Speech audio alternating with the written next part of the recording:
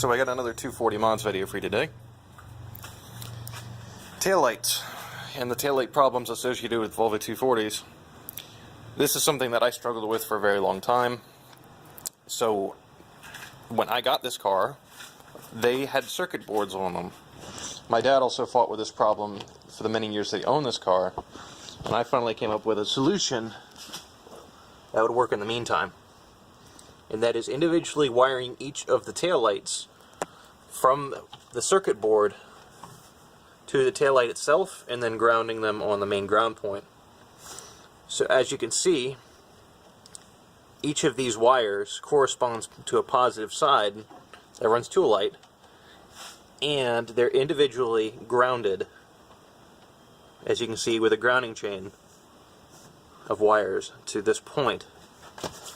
So for correspondence, the yellow is your brakes, the brown is your running lights, the blue here is your turn signal, the black is your reverse lights, and then finally the white is your fog light, your rear fog. With this, you can see that these are all soldered together. I actually soldered these pins instead of using a spade connector on them, and I found that to be a better long-term solution than doing the spade connectors. So with that, I'm able to place the lights as I do so please, because I'm not limited to the circuit board.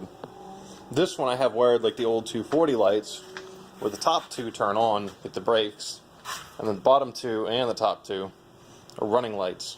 Everything else is situated normally.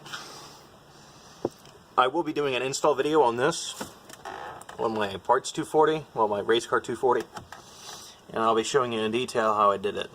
So for now, I'll leave you with this one, and that's it, and have a good one.